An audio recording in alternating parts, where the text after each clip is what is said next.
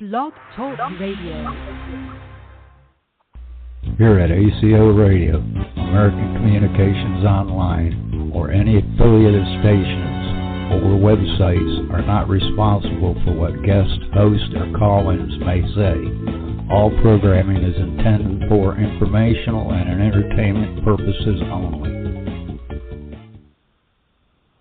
Hello, world. Welcome aboard, all you ground troops spinning around smartly on the planet. We're all one species allegedly reported called Terrans, and we're going to talk about cosmos disclosure today. Ascension Center education, spiritual science, psychic mediums. What's that all about? We have questions. We share in our fifth dimensional changes while here in the Ascension Age.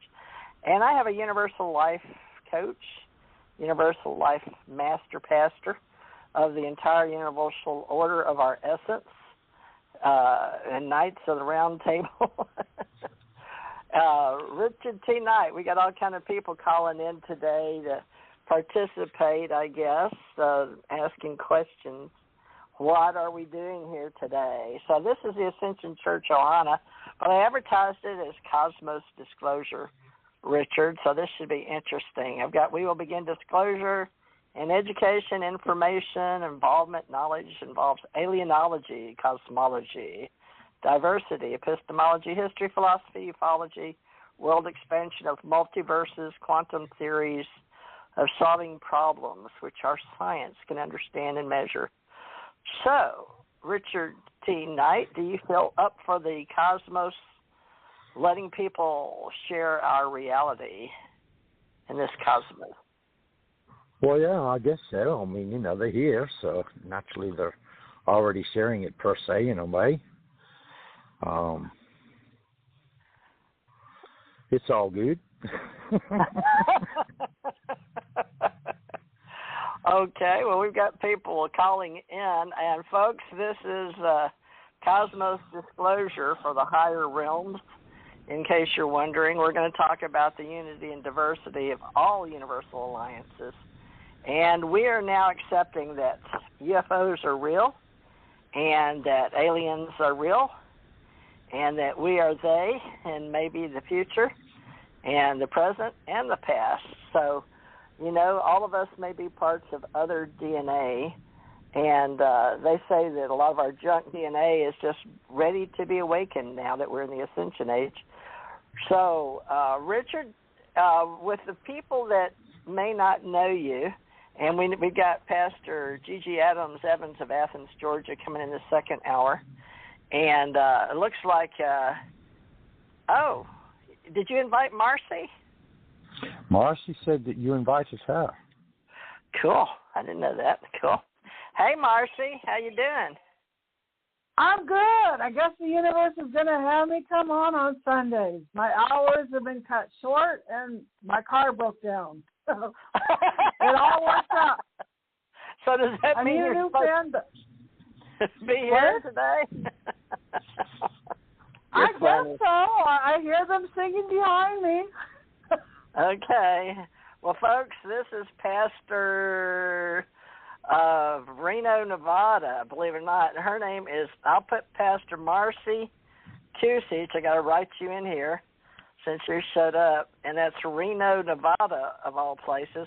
And I'll have to call Pastor Ken here, but I've got to call, wait, let me see if this is him. Hold on, maybe this is him.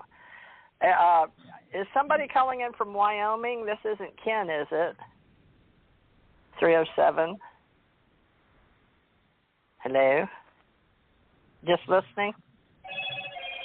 Okay. Well, they're just listening, but Richard, you and Marci tell people about the cosmos levels of what you are connected to and what you identify with, because I identify with the universe above Andromeda Galaxy and above Milky Way Galaxy. So I've worked with the Ennead 9, which is the Council of 9. I've worked with the Council of 12, the Ascended Masters, and I'll go through the Stargate Jesus portal if anybody's wanting to know, but that's mine and Richard's and probably Marci's. We got a lot of past lives, soul groups going on here. But we're going to talk about a whole bunch of heavy stuff in the cosmos. So, Richard, while I'm calling Ken, because I told him to call me when he may not be home from shopping. Let's give him a few minutes.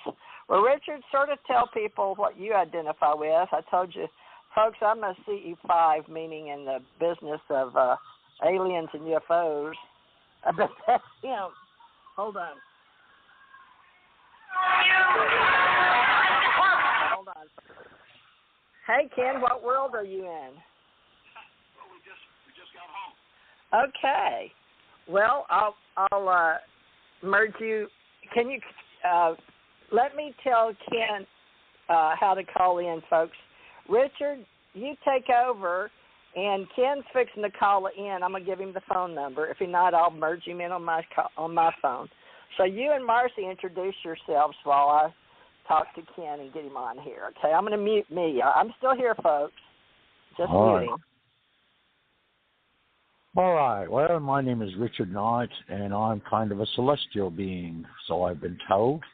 I refer to cosmology as the celestial going outward and residing or emanating within the cosmos and all of the universes and all of the galaxies and all of the Ennead fields within therein.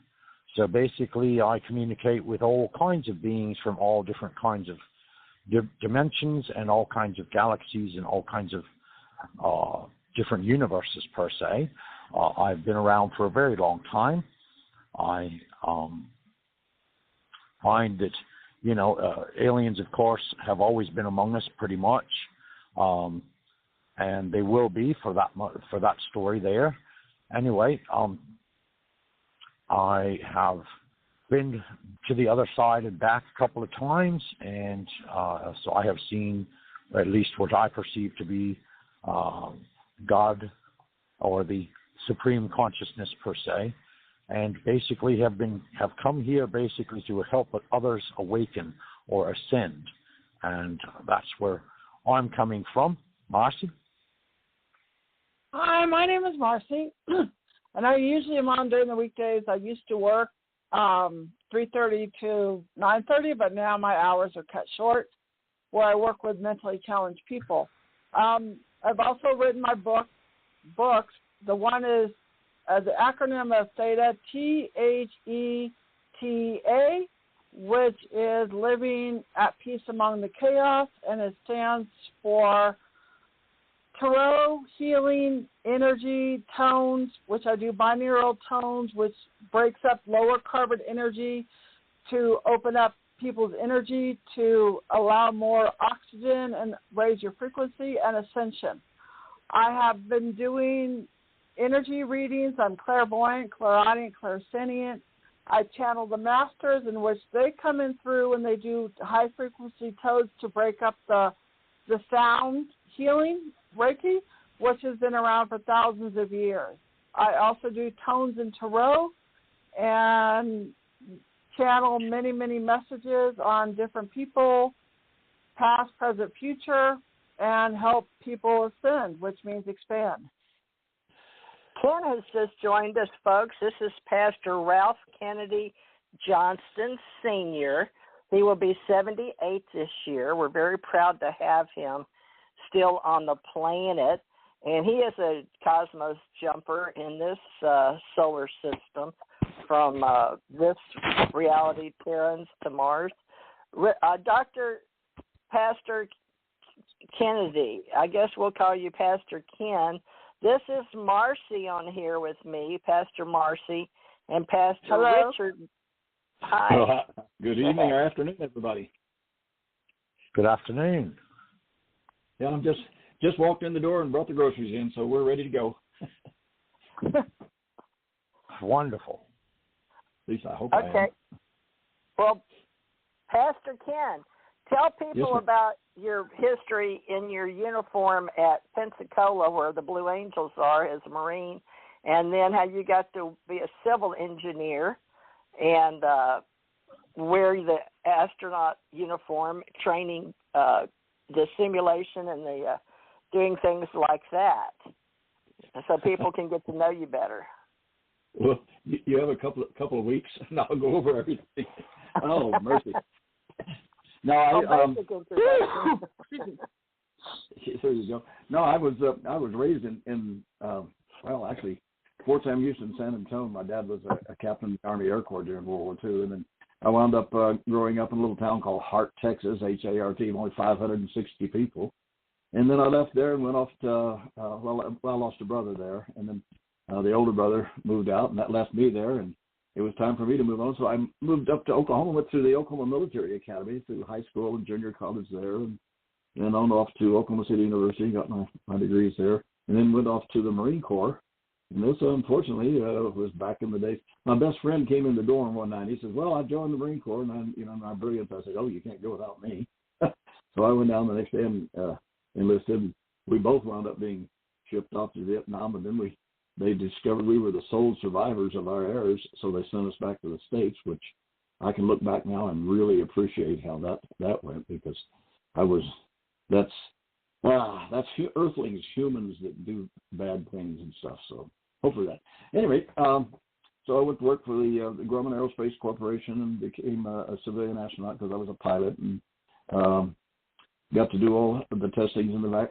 I didn't do them all by myself. There were four of us that tested the lunar module and command modules in the big vacuum chambers there at the Johnson Space Center, so that we were recognized as the civilian astronauts.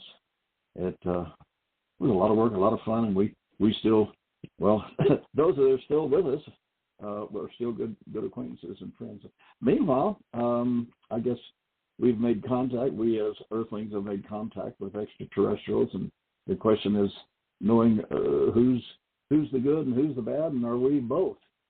That's kind of the way I look at it, and do the best that I can to treat people, no matter what universe they came from, with respect, and you'll get respect. That's kind of a thumbnail real fast, if that'll bring you up to speed where I am now. Oh, I guess I ought to say I'm just about to tip over to 78 years old. That's all. I'm still young, I hope. Okay? Good job. And he has also put in paperwork and had his going to Mars as an older gentleman, but we'll get into that and his memories of past lives and how he's been past life regressed, and has another book out there. But his book, Ken's Moon, Kensmoon, is his memoirs and some beautiful pictures at NASA. And he's one of our pastors from Universal Life from years ago in California, and has agreed to help us, as he and Richard were reminiscing about their days up and down California, which I found interesting with Universal Life, because the Hensleys started that, and we're actually prayed over and actually ordained in the Universal Life Church. And then there's another one too. And we're working here together, and we formed the Ascension Center Church. It's Ascension Center Education, because it was always about the Ascension Age now, which we're doing, and going to start today talking about how we are universal lifers and there is no death. So, at least not the way we think of it here on the planet and in the cosmos. And we're going to share the 7 levels and the 7 heavens, and how we can all get to know those coming and going. Now, some of you may have seen the Greys, and there's some scuttlebutt out there on the myths and legends. And I'm going to tell you a little story that came from a UFO that landed in an Indian reservation long time ago. And the Indians don't usually tell about the UFOs because they know they're sky brothers. But this story got to be very well known on the planet and in this reality with the people we know. And especially since we've been talking about extraterrestrials among ourselves, but we've been talking about extraterrestrials ever since we learned to be conscious and to come from other places and other universes, and to come into what we know here on this as the cosmos. And here I'm going to bring you through the universes down to this universe, if you will, and then go, if you know about Mars, that's actually, I my universal level existence is working at a very high level with the Galaxy Federation. For this galaxy, we call the Milky Way galaxy, and we also work with Andromeda galaxy, and then even above that, and then we have those that protect. Now, a lot of people here on the planet can't see these, but we want to start coordinating all our myths and legends and that which hasn't been destroyed by cataclysm, earth, wind, fire, Mother Earth with the plates that go over. But, you know, how we'll get into all the things that are a little highbrow maybe later. But this is just the story that the people and the listeners will tune in for, and that is how Robert Morning Sky told the story that his grandfather was told by this UFO that landed before Roswell, and that these people were like from another place. They called it the Green Planet, and they said they were similar to dragonflies. So if any of you ever felt like you were close to dragonflies, there was the good and the bad and the ugly. So there were those that were of good, and somehow through generations of evolution, we were told that there was those that were of good nature, like angels with wings, and those that were of bad nature. So they're like winged angels. So we have the usual divide and conquer out there in space. So these are our stories, and now we've got all kind of stories about down here in this universe and even in this Milky Way galaxy. So that's where a lot of our people start talking about where the Green Planet. Now, the only odd thing is we started saying the bad guys were the reptilians. Now, I never met a reptilian. I would imagine I'd run the other way from what I've seen in the pictures on the cyberspace. There's a lot of stories out there, and then they allegedly... I have cleared out reptilians. They're on the fourth dimension, and one person was in the UK, and her hands would shake. So it's a vibrational frequency. Sometimes they follow us for generations on energies. I have cleared out spells, curses, energies. And I also wanted to say that I was told I'm from Sirius, which is also where Christ and a lot of the masters are from. So with the high frequency, I have cleared out, but it is layer upon layer upon layer because they could shapeshift a lot. Well, there's a lot of stories about the interdimensionals, and the story I'm telling is running a thread in the blanket that we call stories, myths, and legends that we can't prove. So these are thoughts like we have good thoughts and bad thoughts, like archons, which those, if you ever saw Star Trek, there was a story about the archons. But these are ancient stories that people that are in America have westernized this and put it in books, including Lynn Caston. And Lynn was one of the first ones to help me start this show. He came on my very first show, and he's written a book about these aliens. And he has been on Gaia with Regina Meredith, which I've never met, but I asked Richard if he was able to catch up on that at all. But we're not here to talk about them. But from there, we go over to Lyra, and there's stories about Lyra. And so there's all types of stories we're going to talk about that you may have heard of. And some of them have people that look like us, and some are blue and like Avatar movies, and some are like the Atlanteans and Mu. But there's a thread that we're painting in this reality, which will be left after we pass. Anybody that you're listening to on this radio, we hope this will be a database. But the Lyra people and then the Mu and the Atlantis story. So what we'll do is I'm going to create this round table, and Richard, I'm going to let you start it. And now remember, there's the good angels, and then there's through the portal Stargate, that a lot of us believe that God and the Yahweh God, and then there's the El gods. Okay, so they're all from different places. So hear what each person knows in their own mind, because this is being told in Gaia by younger people or by these people that have been hired by Gaia TV, Gaia, to tell various stories of books. And there's many, many stories that are being handled in television on YouTube. And so we're going to make our own books with what we know. But the L gods and whoever you relate to in this cosmos, including Ken, I'm sure you have a belief. And then later on when Pastor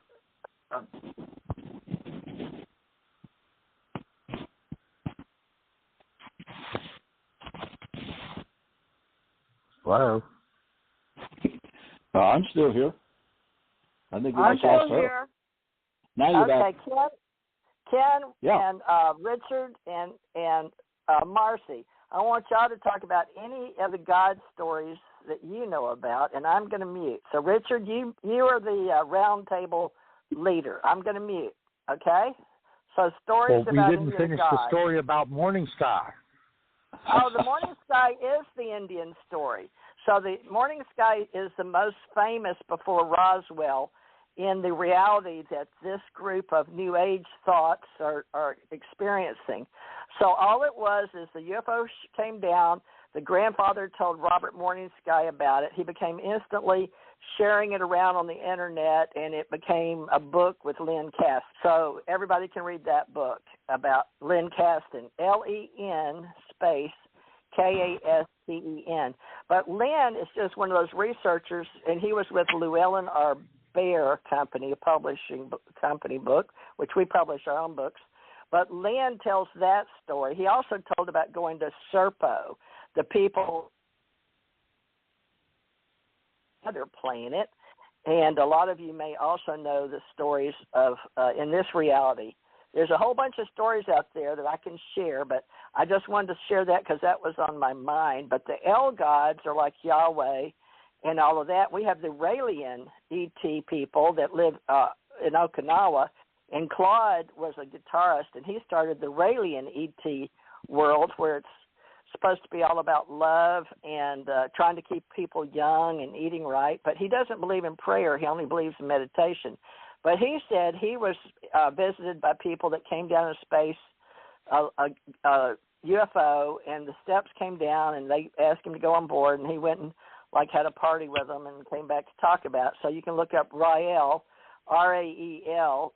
There's controversy over that. That is called a world religion about UFOs. Of course, you also have listed the Scientologists that believe in ET UFOs from another place. And then you also have the Mormons, Latter-day Saints, that believe in Angel Gabriel and came down to Angel Moroni, because the Abrahamic face of Gabriel. So there's a whole bunch we can talk about. But let me let these people pass it around as pastors. Richard, you're the Knights of the Round Table today.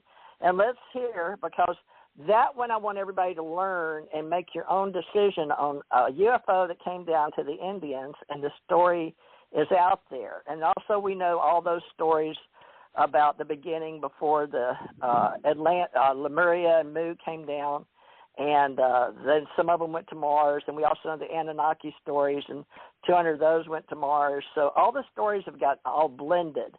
And so kids today have no clue what to know. They only know what they hear. Now, some people, old people, know what they read. And now it's got all incorporated, because most people have never seen a reptilian. I've never seen one, not even in my dreams. But now we can separate our dreams from our conscious reality, and this was made popular on Oprah Winfrey in 1994 with John Mack. So we'll go into that too. So go ahead, Richard, and then let me mute, and you just work with Marci and Ken, and then we'll come back.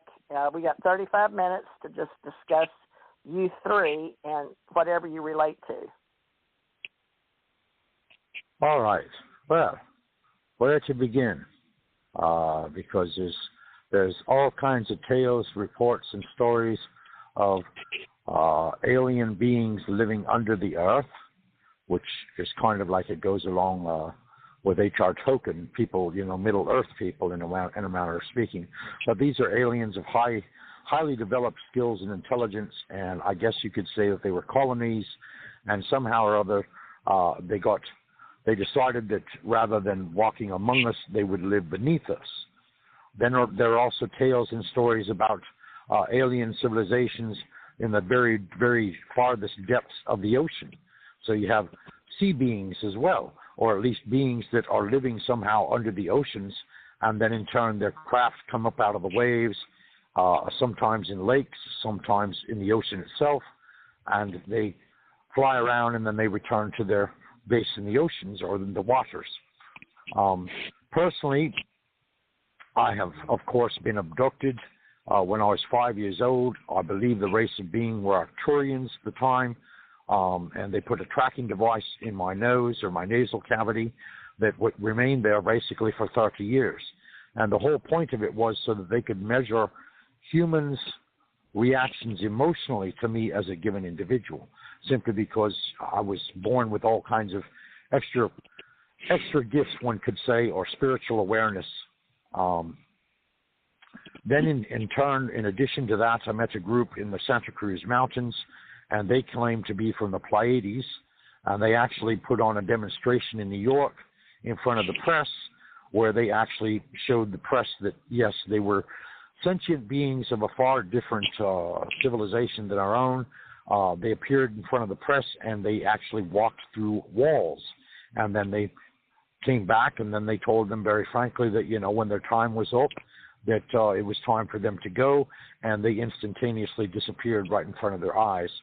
So sort of like Star Trek, they were beamed back to wherever their ship was, and that's where they took off. And I then in turn ran into a group that was being fostered by them, you could say, in the Santa Cruz Mountains as well. And they had all kinds of videotapes and all kinds of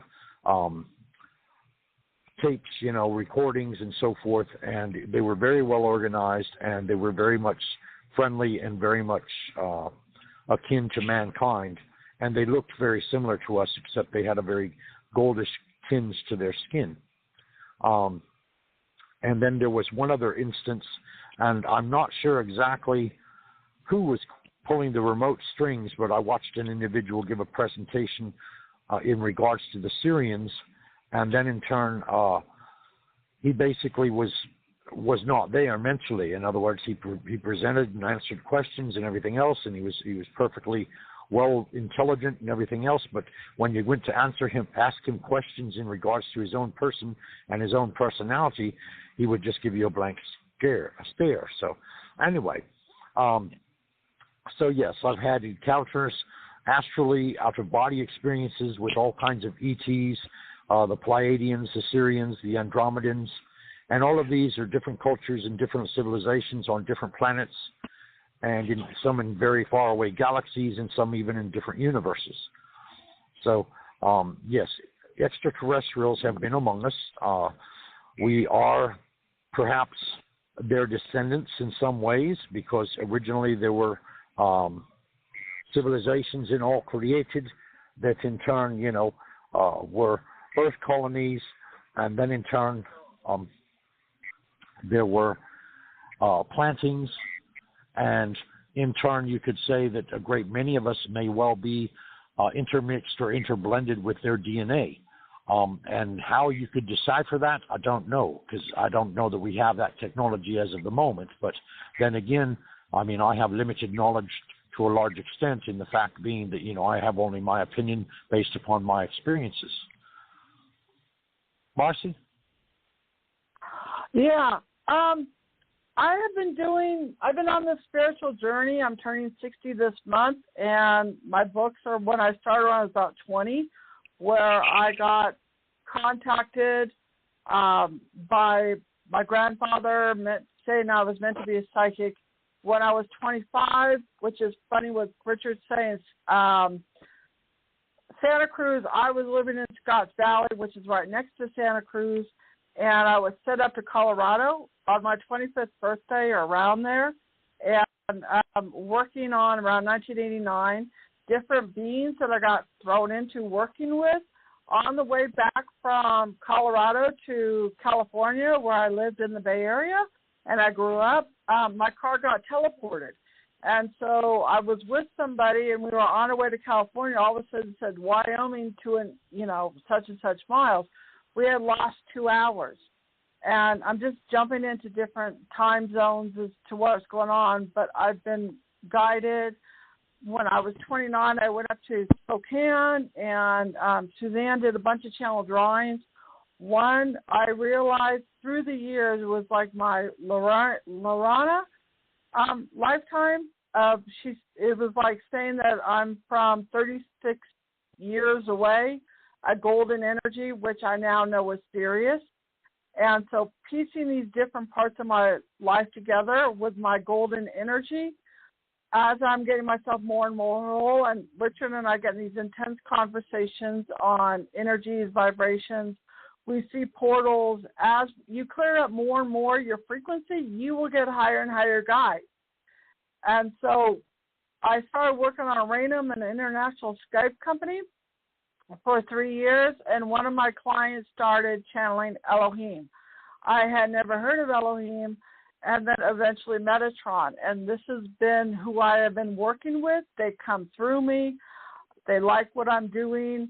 We're all interconnecting on all this, and that's why whatever energies I'm doing, I'm told where to work on people's heart chakras, energy.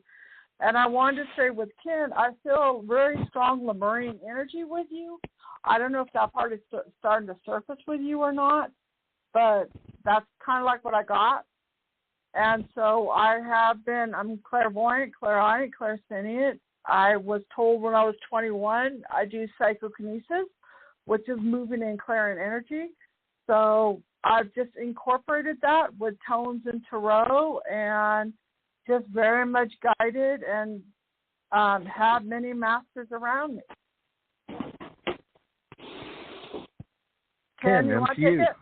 Oh, I'm sorry. I was trying to decipher and think about, well, gosh, that's a lot that we each have been through a lot of the similar things. One of the things that when I was, I guess about just in the beginning of my teenagers stuff, and that's when my other brother was killed on the school hayride. At any rate, I started winding up at night being, I guess the closest way to say it is, because I feel like it, was teleported to another dimension, another planet. And one of the interesting places where it was taken for training was this call it a space city if you want to. I mean, gigantic buildings that were, we would probably say at least half a mile high along that time. And this type of experience would come in at night, and then I guess I'd be teleported back into my body back on Earth. A lot of these things that I'm hearing other people talk about are some of the personal experiences that we had, and part of it is to go to their school and their training and be a communication between their species, their planet, their existence, and what's going on here on planet Earth, which has got a long way to go still, but at least people are willing to talk about experiences that they've had, and with extraterrestrials or with even, I guess past lives, if you will, here on this planet that we have. I guess when I get other people that'll sit down and we'll start talking and discussing experiences that we've had and events, then it becomes we get comfortable with realizing that people aren't going to be saying, "Oh, you're a bunch of wackos and you're crazy, whatever it might be." But then whenever they've experienced some of the stuff that I'm hearing from you folks, as well as I've gone through in my own life, I think we're at a point now in this planet of Earth and with the society that lives here that things are coming forward, and we're getting close. I hope it hurries up, that we can become a part of the Intergalactic Space Federation, if you want to call it that, but the existence in other universes and other locations, and that it's not all evil and it's not all bad and it's not all hey, we've got enough of that that's going on here on this planet that hopefully we can move forward on that. So those are just kind of some of the quick thoughts that I was, ouch, that hurt, whatever somebody just did. It blew my ear right off my headset. So anyway, I enjoy getting with people that have had some similar experiences. We'll just sit down and talk and find out that, wow, we may have been at the same training school location on this other planet at about the same time they were. Now, the age you said you were, you're still a youngster, because I'm 78 now, and we're pushing on ahead of that one. So I'm enjoying becoming a part of a group where the people are willing to come forward and talk about things, and we can discuss them and see what feels more real or that we've experienced ourselves. So anyone else listening? Okay. Ouch, that hurt me. I'll pick up right there. Okay, Ken. Go for it. Okay. Thank you.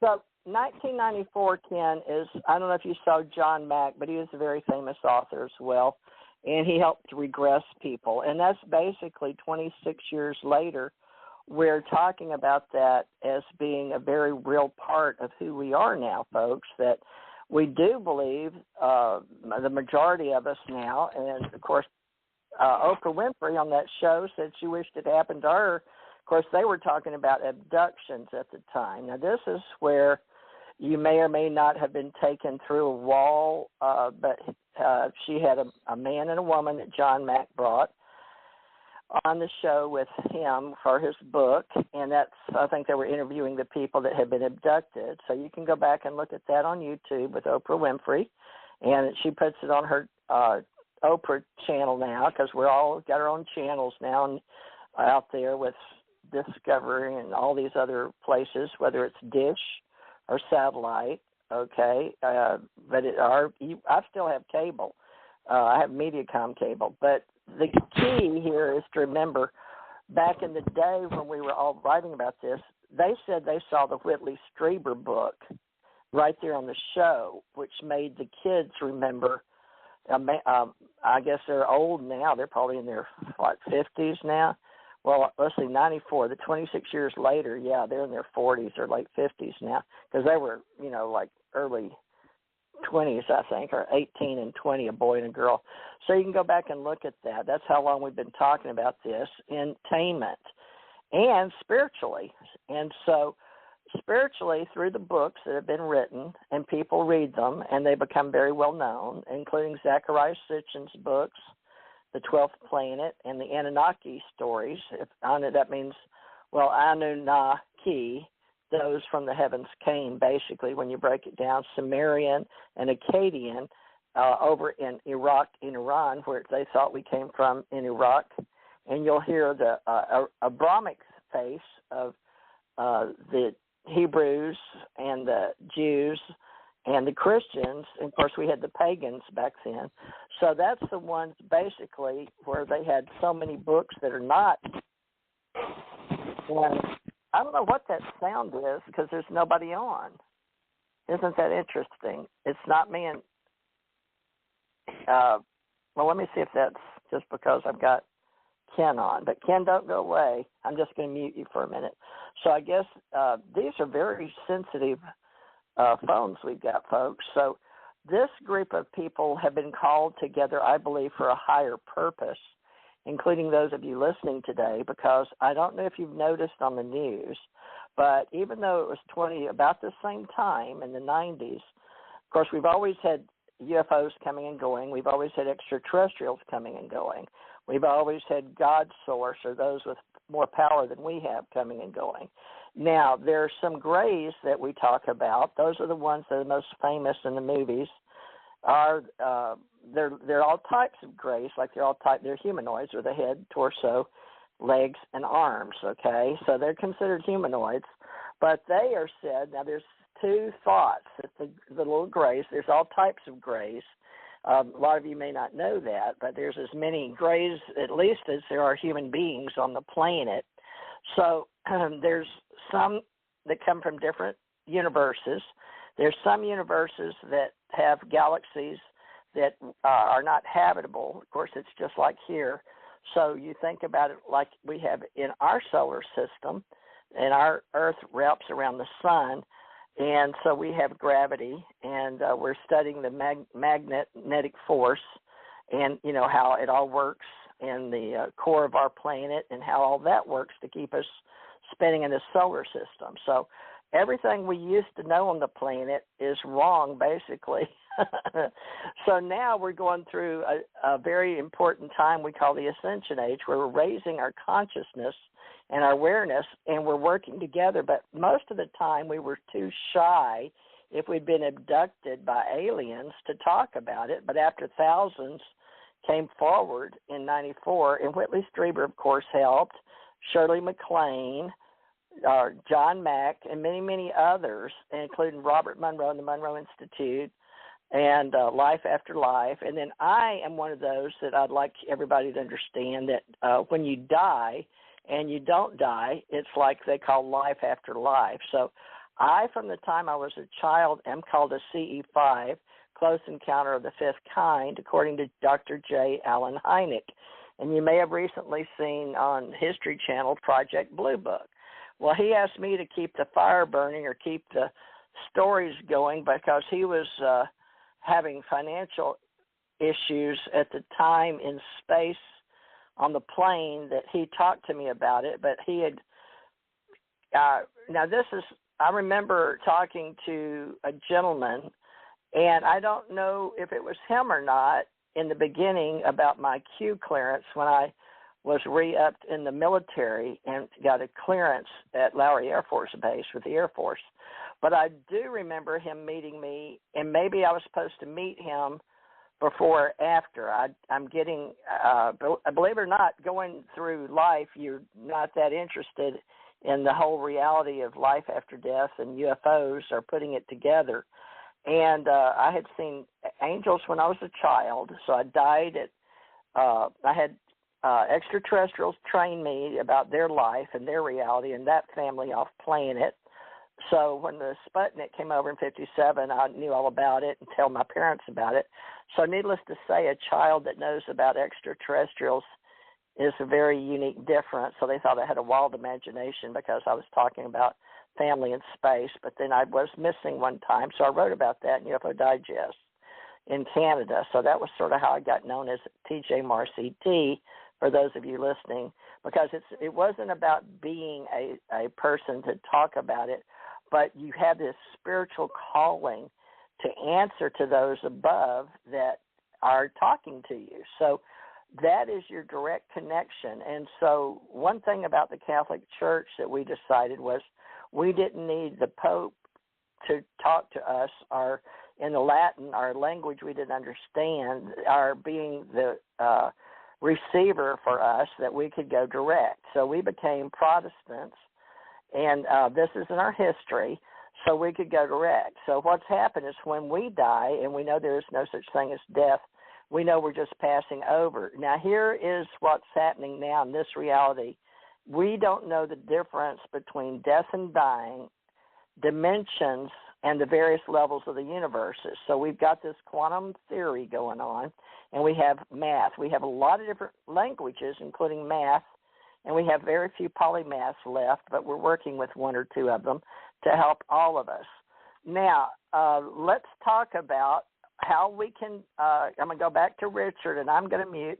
Richard, let's have a round of if anybody feels comfortable about talking about the difference between what they thought of as children, or if they had a death or dying experience, because I died as a child, and then I died having placenta previa with my daughter, and I got brought back, and we can go into all these details later through the shows.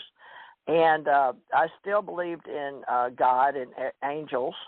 And then when my husband died in 2015, I died again because we separated at the navel, so to speak.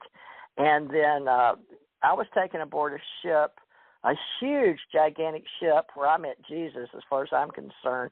He didn't say that, but the human that in my reality, okay, and this is what they say about these leaders and these gods that, and there's demigods. So there's Ekankar, and they'll teach you different divisions and how many 7, and there's gods at each level, demigods. so you can't get into this group or this astral plane. So this is a whole history of people that have learned different things in the New Thought communities based on religions, and we've blended them all together in all these divisions, realms, levels, tiers, and we adopted it into the computers. So now we've got to separate how we think of virtual reality inside the computer, how we think of death and dying, and then some people in the theory of everything even believe that this is nothing but like the movie with Keanu Reeves, that this is just a figment of our imaginations inside a computer somewhere. So that's another thing with several people written books about the theory of everything, and we're trying to cover everything, but we can't get to all the different theories today. So let's just talk, do a round, as we call it, for Richard. He's the head of the ACO Knights of the Round Table, and then he will go down. I'll turn back on each person, but if you can hit your mute button on your phone when you're not talking. So Richard, let's talk about death and dying, or if each person had a round of that, so we can cover that, because we've got people here listening right on the board right now. So we're going to start with you, and let me unmute Marci and Ken, and hope that y'all can mute unless Richard talks directly. So Richard, death and dying, and how we do that, and then later, the next round may be dream state and ETs when the other girl comes on later, Gigi. Okay, I'm going to mute. Your turn, Richard. Another round. Death and dying. All right. Well, my most significant death and dying experience was at the age of 14. I was supposedly had appendicitis, and it turned out that I had died of Christmas tree mesentery because basically I had a tree sapling that was growing up inside of me. And during, of course, this experience, I was started out without a body and watched the whole operation and heard all the doctors and the nurses discussing everything and watched what transpired beneath me. And then I flew out into the night sky and went through the tunnel, which a lot of people are familiar with and a lot of people have experienced. It's kind of a multicolored tunnel, and I think it's a portal more or less that leads you to a different dimension per se. And of course I saw what my perception of God was, and I was shown the book of life, and I was told in no uncertain terms there were lots of things that I was supposed to do that I hadn't accomplished yet and that I needed to come back here. I also experienced the presence of angels, and so that's the short and sweet of it. And of course this was in turn demonstrated to me as part of reality, because my stepdad, who was on the mark basically for all the expenses, was never billed anything from the hospital. I was legally declared dead for 33 minutes. And it was very, very unusual and very, very bizarre. And the thing of it is, I was more open to that experience as being real than I was to what was going on around me inside the hospital. Kind of hard to describe and hard to explain, but I insisted that they show me the growth that they had taken out of me the following day. And of course they were all flabbergasted because they had no idea as to how or why I could possibly know of its existence. And so they actually brought it from the lab and showed it to me and so forth. There were never any bills from the hospital, and the doctor who performed the surgery was German national, and he actually went back to Germany after the fact because I guess they were all afraid that they may get sued for malpractice or something of that nature. So anyway, I have always perceived that we are spiritual beings having a human experience and not human beings trying to find the spiritual outside of ourselves. I have had lots of other instances where there were close calls to death. I had pneumonia that took me all the way to death's door. I was so weak I could barely breathe, I could barely even move, and I was nursed back to health. I was visited by angels at that time, and I was told, that I would be comforted and so forth, and that I was being brought back to regular physical strength. And there were other similar situations, but a great many out-of-body experiences in comparison to those that were drastically different, in the fact being that naturally I had left the body completely, and it was only by God's will that I would say that I was returned. So again, it comes to the reality or the choice in reality. Is this just our imagination, or is this something that actually we physically, emotionally, mentally, and spiritually experienced at the time? And of course, my opinion is very strongly laid towards the instance that yes, we are spiritual beings, and when we have the freedom away from our bodies, we take great extravagant leaps at times to visit with other cultures and other civilizations and angels and angelic beings and ascended masters and all of these kind of folks. Marci? I just do a different aspect. I haven't had a near-death experience, but I am a medium as well as a channeler. The channeler, I channel the masters. The medium, I channel the people that have passed away. And a lot of times there's incompleteness on their end where they hang around us until whatever our situation is, that they help us work it through. If there's an incompleteness, I have had it where things have been moved, called apports. A friend of mine and I in Spokane, we did the masters where we would hear trumpets literally in the sky. We would have apports come down where we had beads. Abe Lincoln came through. Elvis came through and gave Katie, the mother, a scarf. So there's many ways that we're contacted. I'm just more of a conduit to help people release or complete whatever their energy is, as far as different messages that aren't completed when people die, and they hang around until it's complete.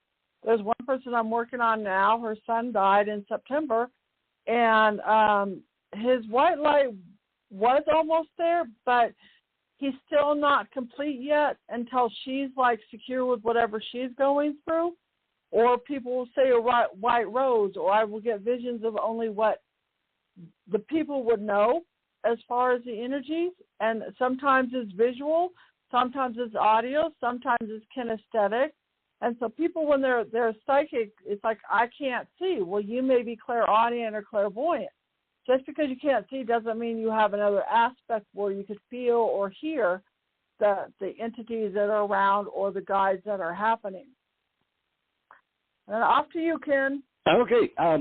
I'm beginning to pick up the fact that most all of us have had a life and death experience. And let me throw in real fast on mine. When I was born, I had a cyst over my left eye and eyebrow, and that was back in the days when they used to use ether to put you to sleep while they operated on. Well, when they did me, my heart stopped beating.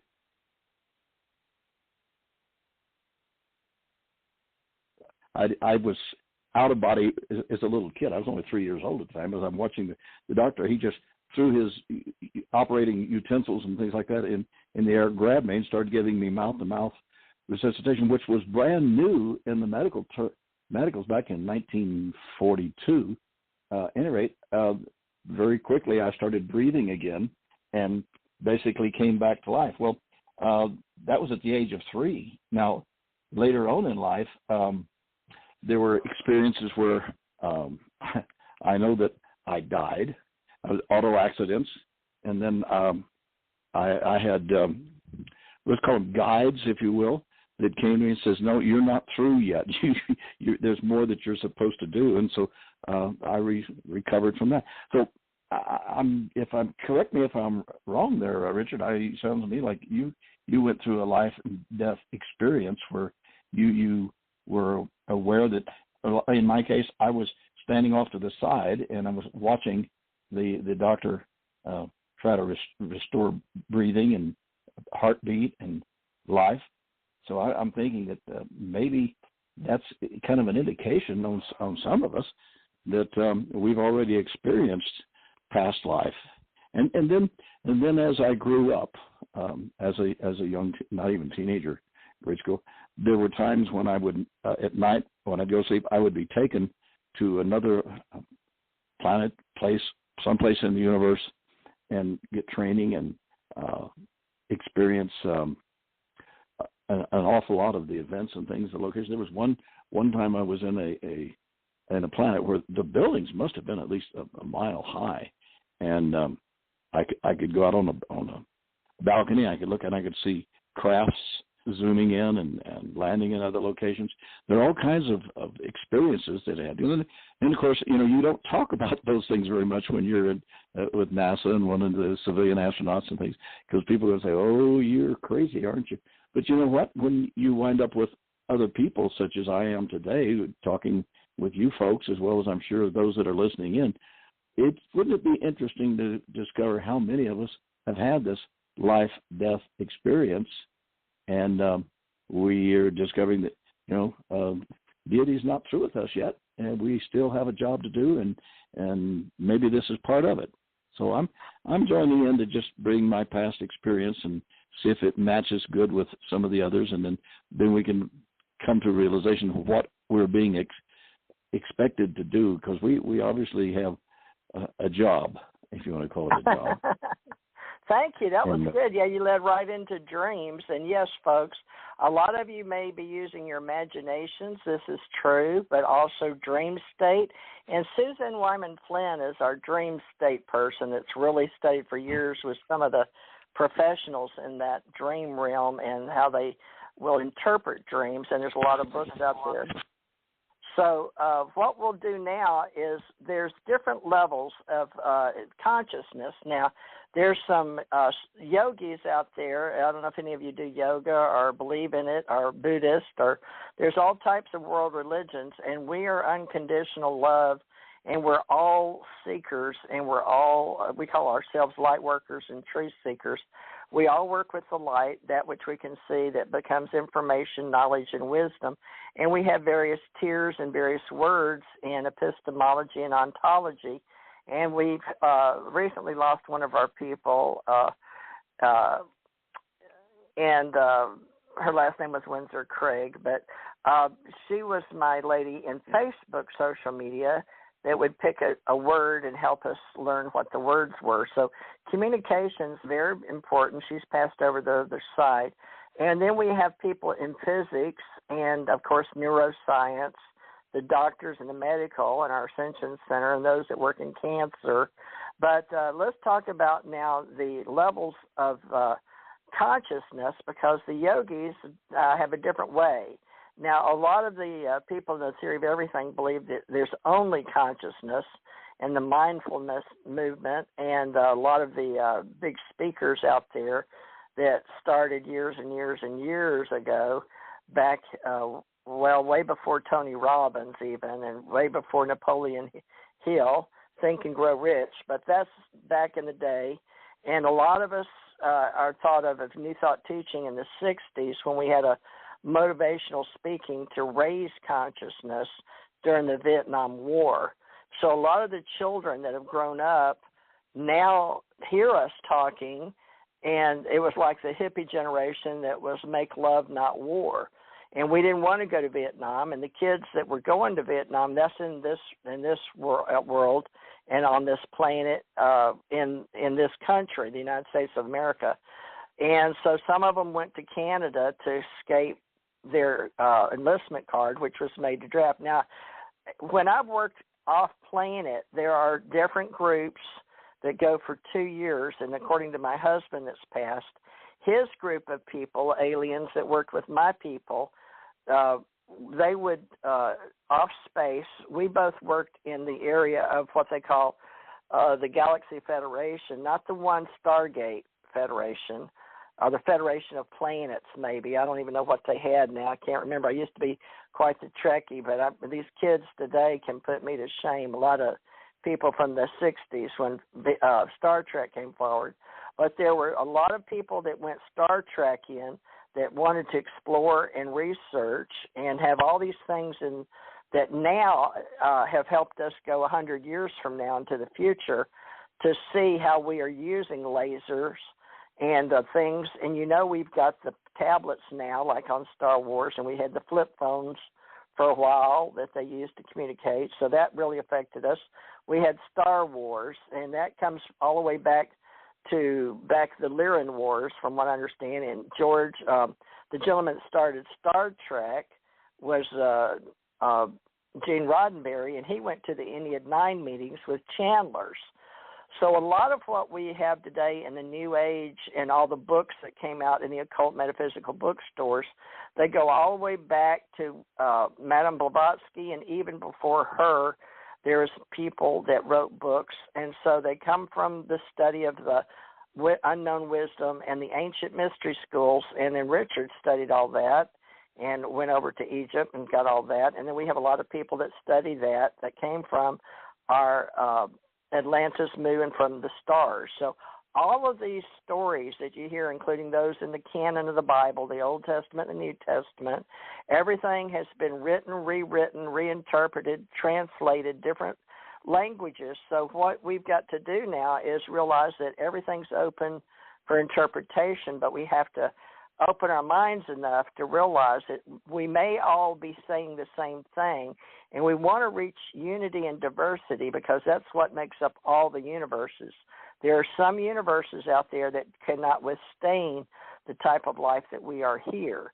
So what we're here today to do is introduce to you that extraterrestrials are real, alien civilizations exist, UFOs are real, and we now call them unidentified anomalous phenomena, and we have a division for UAP associates. But we also have Psychic Network channel, and we're going to help people learn to use their extrasensory or their sixth sense, or those that talk direct, and how we are going to graduate into the fifth, sixth, seventh dimension, all these other dimensions.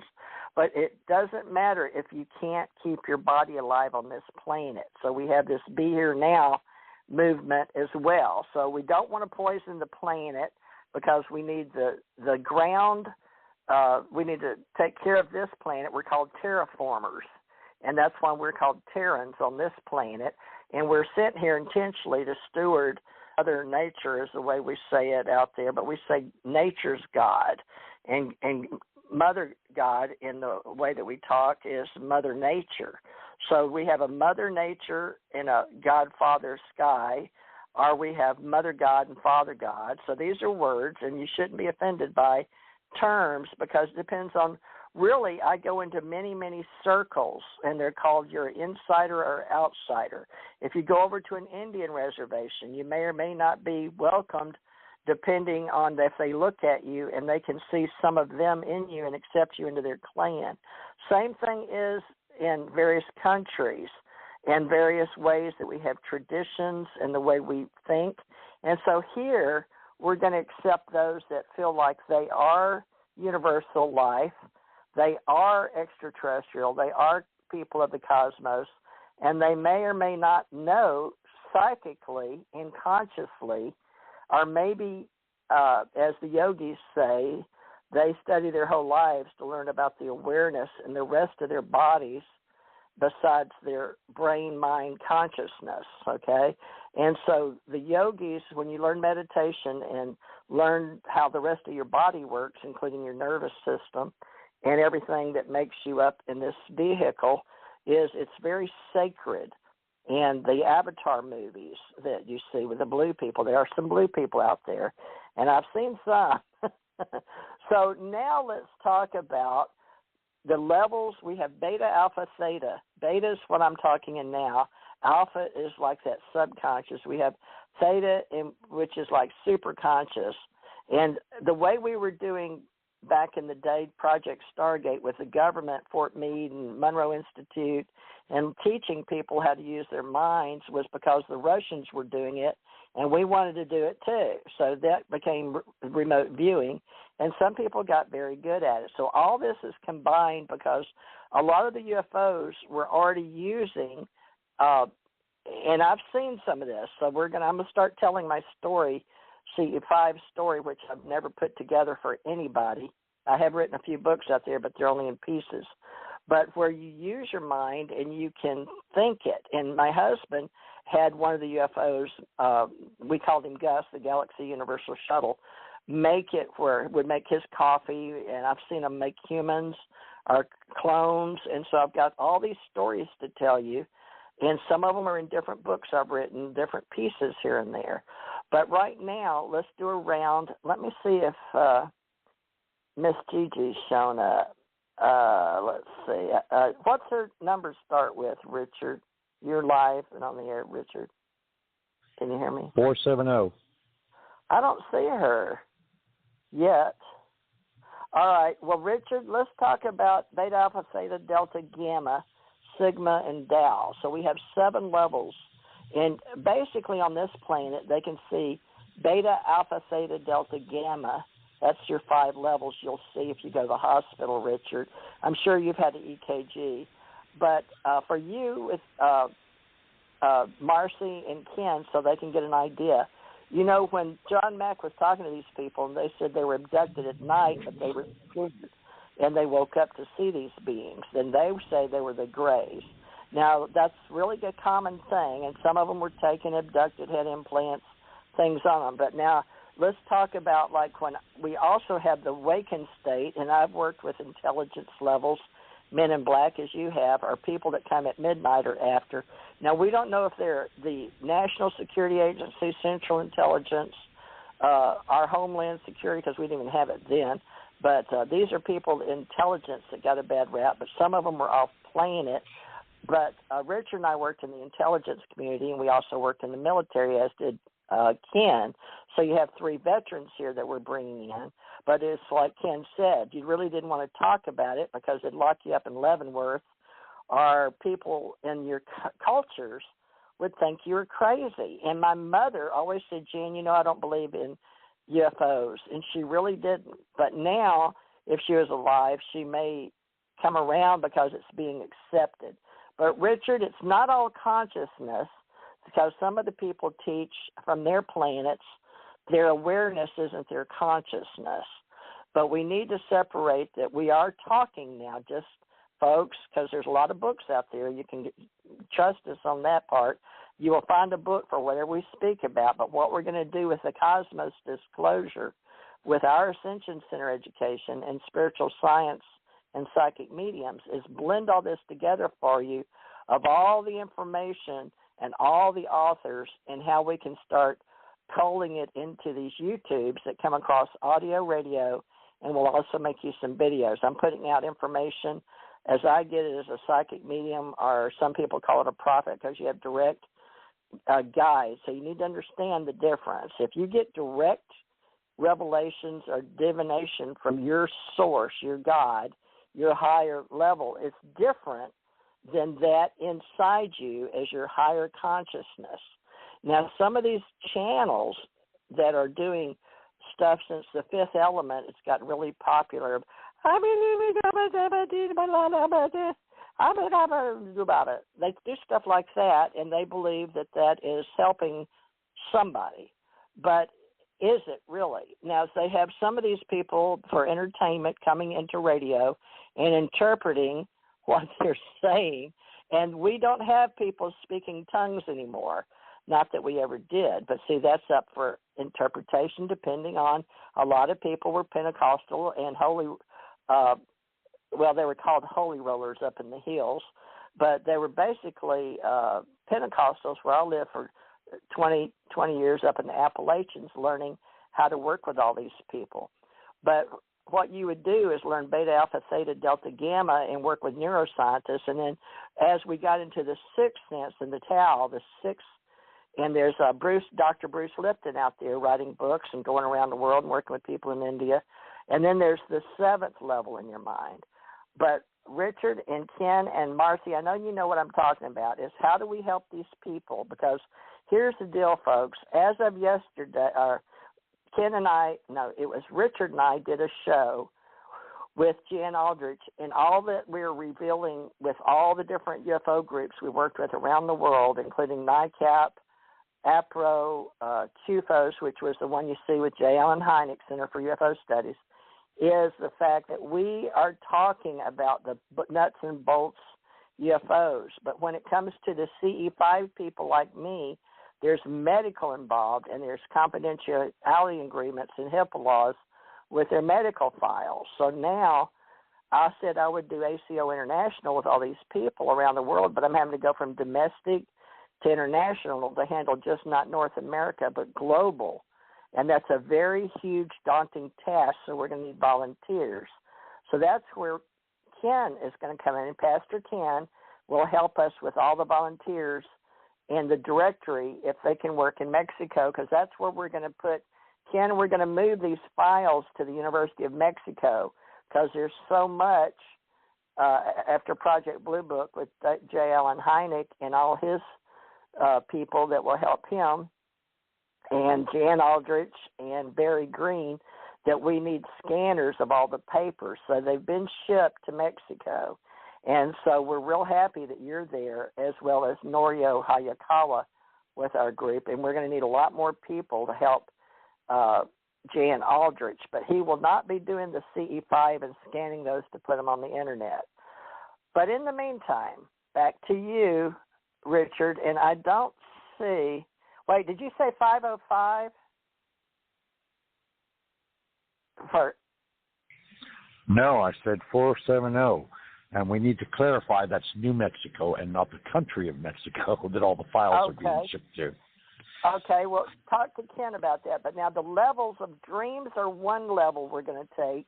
Conscious means conscious awakened state. And then we will teach you, if you don't know, the various levels of CE 1, 2, 3, 4, and 5. But it's basically like if you just saw something in space and you want to report it, and it comes back down and you can see it and describe it. If you get far away from it, and then if you actually have contact like I did, one-on-one, that's called a CE5. But now some of these people that are doing their interpretation are conscious connection to a divine source, like prayers, sending, meditation is openness or receiving. We used to say prayers are sending and meditation's receiving. But see, I don't know how you and Ken and Marci, because we're all going to get, all these people that have dreams. Some of them have been abducted. Some feel like they've been very good relations. They've been angels, guides. Some are like Marci said, she's a channel. I'm a channel. I'm sure Ken is. I know you are, Richard. But what it is that you connect to. And then there's like music and notes. So, Richard, back to you and talking about the different levels of the consciousness, and how are we going to tell the ones that believe they're helping themselves or others in tongues, or if they think they're getting something, they may be getting it in colors and tones like Marci, music, but all those things are senses. So we've got to come up with a whole new language in the 7 levels, and there may be one, folks. We're all talking like polymath, math language, music language, color language, all those things, Richard, and then dreams, conscious, and awakened state in between. The kids are talking on TikTok like crazy about the awakened state where they're not sleeping and they're not awake. So they're learning about that in between. So any help? And now I'm going to mute, and you guys can talk about, and I know Marci can, on the difference between how you get something channeled versus how you get dream state. Ken can too. So I'll mute. Back around. I don't see her. All right. Well, of course, it's very hard at times to determine whether, in fact, you're dreaming or whether, in fact, you're wide awake. We determine this, of course, by brain waves for the most part from the scientific community. That's the different levels that TJ was talking about. And but dreams themselves can be very lucid, they can be very entailed, they can be very involved. And it's very hard to note whether you were actually dreaming or whether actually you were having an out-of-the-body experience. It's also very hard to note in phases of consciousness and in phases of awareness. We speak that, when we are consciously awake, we are basically, having our 3D reality of the material world around us, and we interact with each other physically, mentally, emotionally, and spiritually in regards to, sharing energy and so forth. When we go to an altered state, all right, that is when you basically have awakened the awareness of expanded consciousness within yourself. And it's kind of hard to describe other than to say that all of your physical senses suddenly expand and you are aware of all that is going on around you. And it is almost like Well, sort of like the Matrix in a way, in the fact being that, yes, in a manner of speaking, you could say that our regular conscious awareness is all entailed and all involved completely in the material world. And yet when we go to sleep, of course, then we are at rest and our mind is allowed to wander, and our imagination kicks in and our dream state kicks in. And of course, if we manage to get to REM state and other states of dreaming, then of course those could also be referred to as places of consciousness or places of awareness. So our awareness kicks in to higher levels when we are attuned or aligned with more and more of our authentic selves or our spiritual being.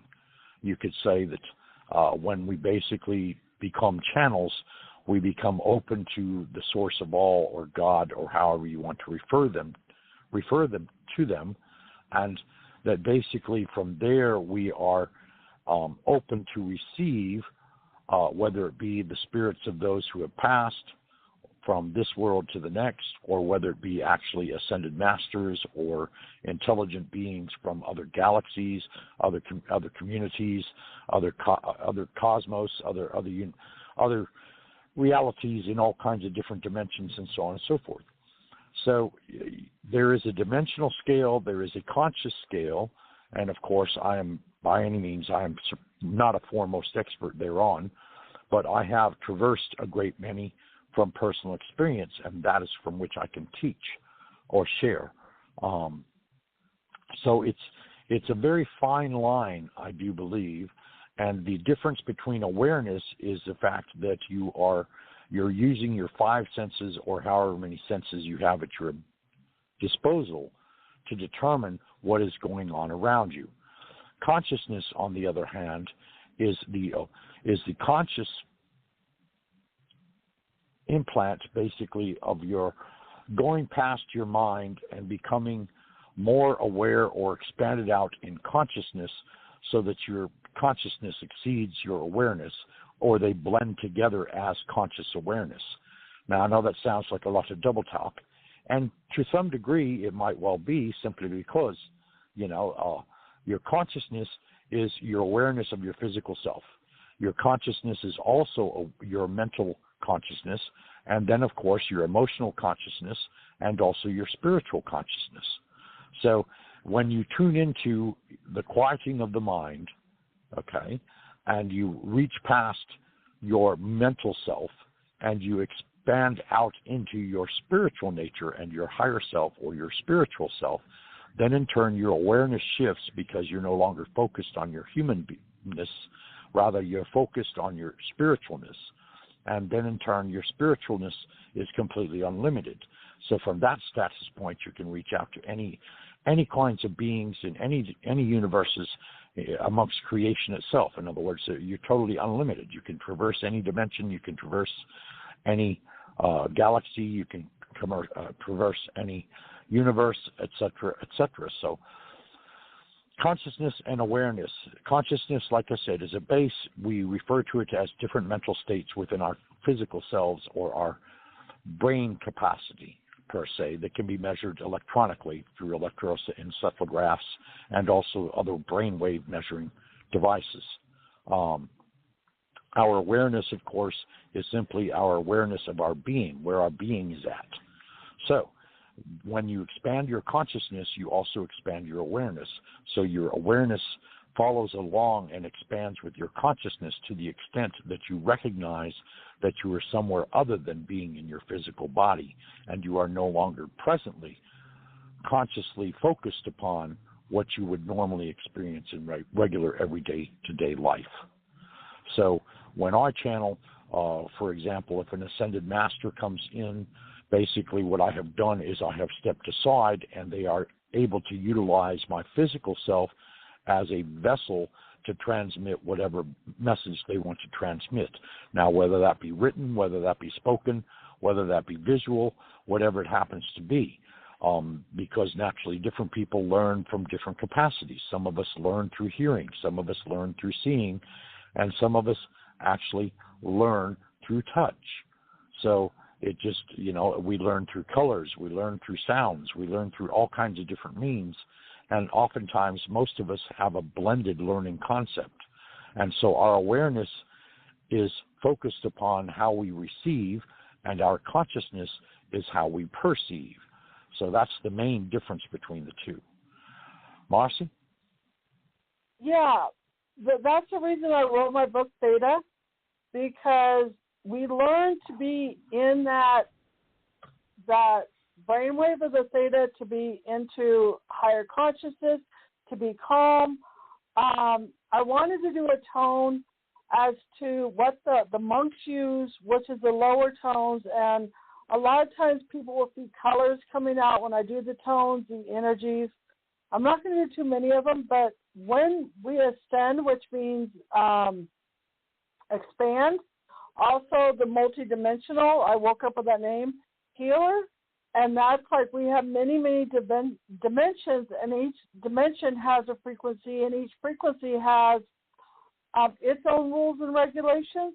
And so as we expand our energies, we'll get chills, our bodies will feel more at peace. There are many ways as to getting into those higher vibrations that are going on. But I don't feel like this is me coming in through.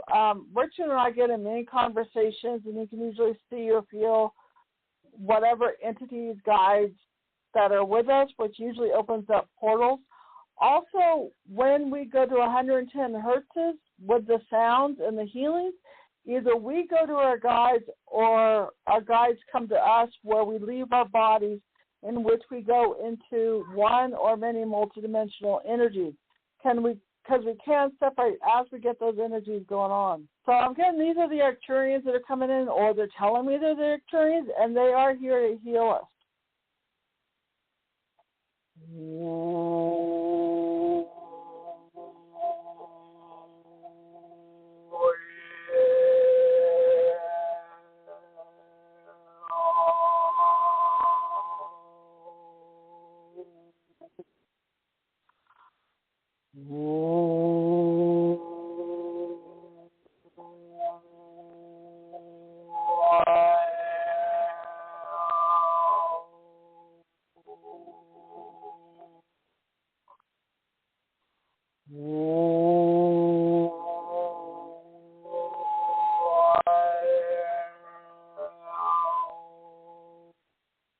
I was told to do it 3 times, so it's, Mother, Father, God, the triangle.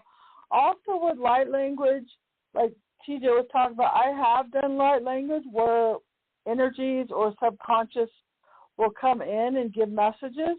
Richard's been able to interpret them sometimes, but they do exist, but they're only at certain times when certain messages need to be said or experienced. Up to you, Ken. Oh, okay. I'm not I sure don't know exactly. if you were feeling that, because if you were feeling anything with the tones or not, but no, I'm on. For you too. Yeah, no, I did, but I'm on just a small cell phone right now, and it's a little. I'm losing a little bit of direct contact. I'm working on it though. So, but no. When we, it's a normal thing. Richard and I always have problems. TJ says her TV goes off and on. It's a frequency.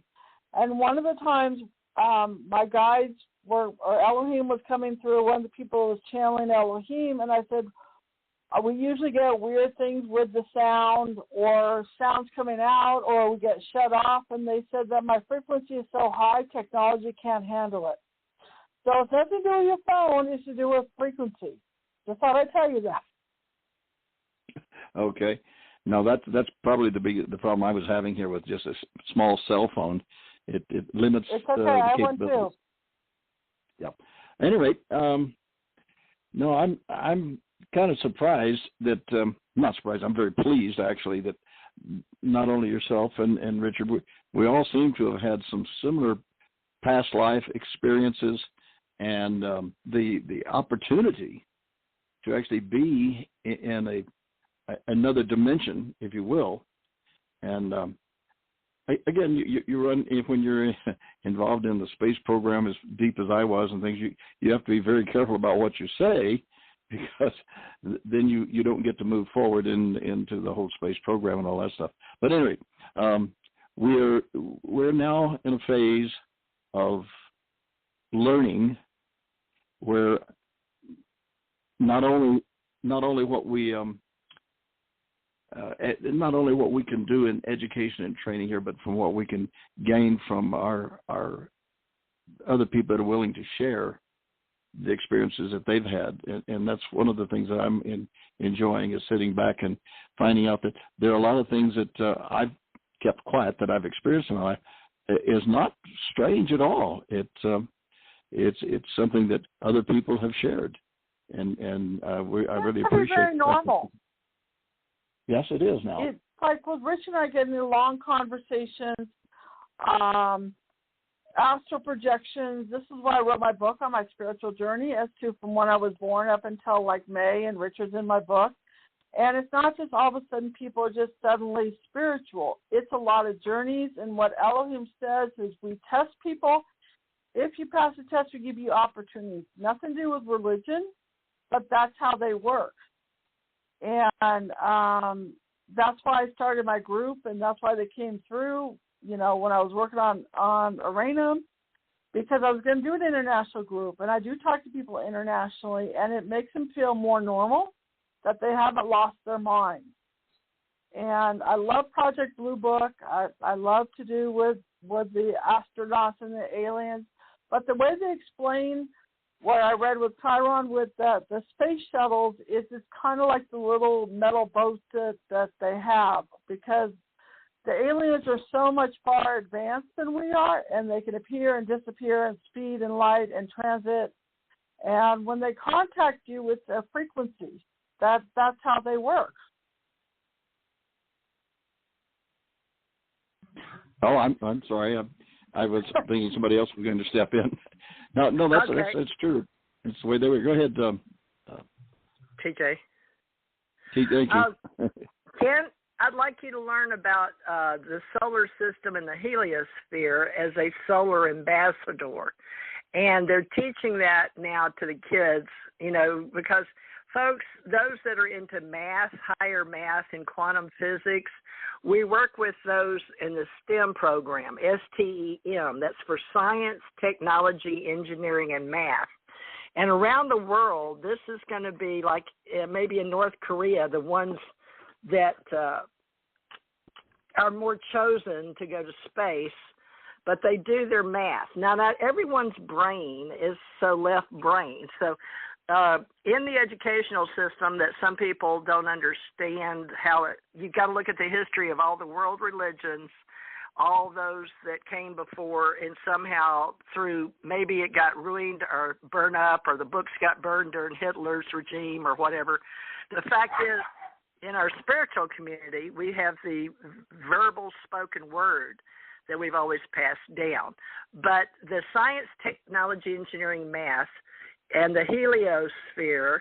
Now, the heliosphere is like this region that is influenced by the sun or the plasma, the solar wind, and that's around the sun.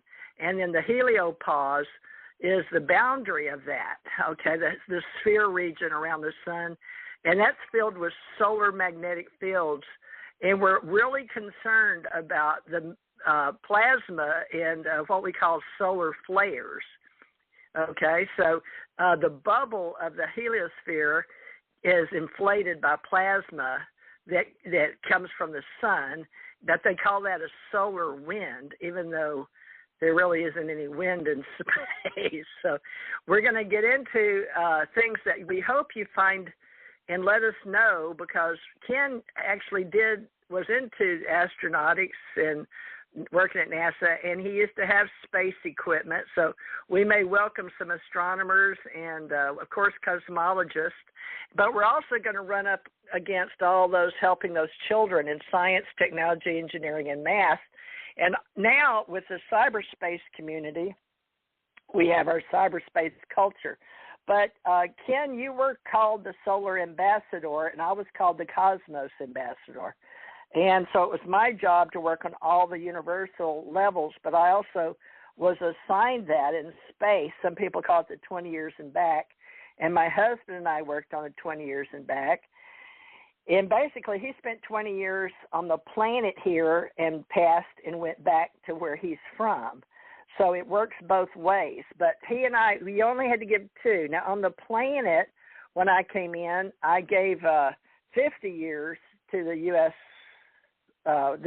this country, where I was born, for those of you listening internationally. But that's just on the paperwork. That's not from my soul level, because I have many, many lifetimes. You know, as we say, every universe, you know, we're billions of years old. Now, some of the grays we worked with that came from the future of us, meaning in the now, past, present, future, and we worked and we used the 72 archetypes because of our 33 and 22 and our 23 and 23 from male and female chromosomes. But a lot of them that are us in the future can't and do not procreate with us. And then there's some that are on the planet. How the Raelian, Claude, what was Claude's last name? I forgot already.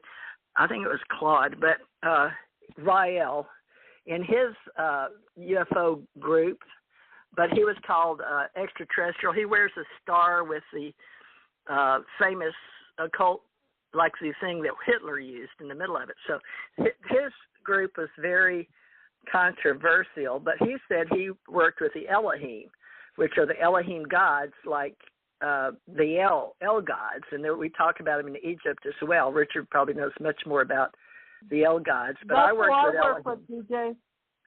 Yeah, that's a name. There's 72 names of God in the Old New Testament sort of updates, but the Elohim is for gods or deities, and there's other words in Hebrew other than the Elohim, but the 7 names and then the 72 names. But God, if you're religious or believe in a God, Elohim was one of the names in the Hebrew God. So it was Eloah or Eloah, and I can't say it properly because I don't speak Jewish or Hebrew.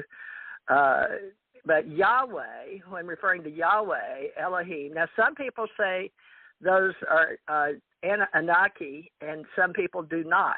So you're going to hear pros and cons because everybody thinks those from the heavens came because we had some people scribe it in Akkadian and the stone clay tablets. And back in the day, all the languages talk about these gods. And then now one of the things, the stories out of Egypt is that a certain person, and came from up there and erased all the faces, which some are going to be offended, but they say that was Moses. So whether you have to go do your own research on that one and go to Egypt. But a lot of the faces of the past gods were erased. So I'm not going to go into that whole story. I'll tell you who's going into that is Billy Carson. And he is a man of color or black man that is on Gaia now, Gaia, Gaia.com. And a lot of our people that talk these stories, that got lots and lots of followers, hundreds of thousands, have moved to GAIA. And when I went to be a speaker before my daughter died in 2018, I spoke about the Galaxy Federation. And I told them I know people don't believe in that. So you can see that, me speaking about that on YouTube. If you look up my name, Theresa J Morris or TJ Morris, E.T., or just look, I have Theresa J Thurmond Morris. But I've been out there for years, but not caring about numbers or anything, just making little videos. But my other daughter that was there made the video of me talking and Gigi talking right off her phone. And I had no idea. Of course, I wasn't very phone literate, nor did I like phones. There's a whole reason for that these phones could do that. But now I'm on YouTube because we use that so you could see my daughter talking about intrinsic realities. But we're learning here, and this business that we're all in, each one of us has our own interests and our own values. But because I'm building this cyberspace culture and everything costs money to get the word out, so we're not just talking to each other and it not going anywhere, is the people that listen to us and come back, they mostly want to come on and be part of the show and get a psychic reading, to be honest with you. But they really like to be part of the show, and that's fine. And we can do one question or do readings. And Marcia, that had the event where we met or we spoke, now has the late show on here. So be sure and listen to her, Marcia Booser-Haney. And I don't know if it's Monday or Thursday at night, but I'll find out psychic readings. All right, we've only got like 25 minutes left, but now let's do open source or open, it's supposed to round table, but Richard, we've got 25 minutes here, and I put on here alienology, the study of aliens, cosmology, study of the cosmos, epistemology, and that's the study of origin and the words and our history, and then we've got ufology, study of UFOs, and expansion of the multiverses, quantum theories. Now, we didn't go much into the theories, but I know of at least 8 theories. But right now we're looking at this, we're working in the photons and the light, but they can only see so far. And so far out there in this reality, they can't see most of the UFOs or the ETs or the extraterrestrials. That's why it's important that those that have come back as CE5 are death, life, and death, or know of their past reincarnations and have built up trust in these other realities or in these other universes or psychic mediums. So it just depends, folks. You'll have to use your own essence, your own morals, integrity. Be skeptical of everything and take what you can and leave the rest that doesn't serve you. And that's what we always say here. But the Ascension Age is really about raising awareness, conscious information, and we want you to help us. And Ken, if you can help us make a directory for all the military people that have some time. We're saying with Ken, the 60 to 135 crowd as the seniors and all our veterans that want to help us with recovering all our UFO files around the world. But Richard, your part and Marci's part, I'd like to put y'all in a direct. Right now, folks, everything costs money, and we're going to have our own database, so we hope you'll come and help us. But we're going to be educational, literary, and church.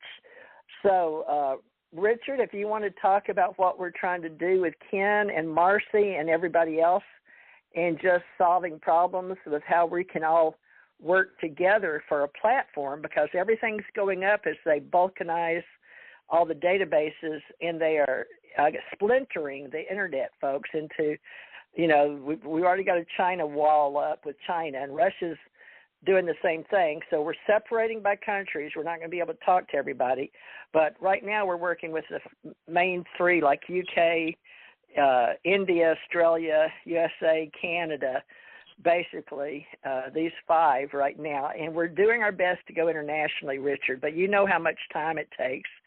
So, Richard, now talk about the forming of the platform here and, how we can come together to save money as everything goes up. And we hope to help everybody, but slow going, folks, because we've got really a lot of homeless and hungry in America. But each one of us right now on this show are all barely making it ourselves. And we see a lot of people with good jobs that are living in their cars in L.A. and Reno and everywhere. So let's talk a little bit about advancement and change and how we can help each other and see how we can help each other wherever we are and build up what we're doing, Richard. And I'm going to mute. So however you want to take it with Marci and Ken, but at least we'll show up and hold space.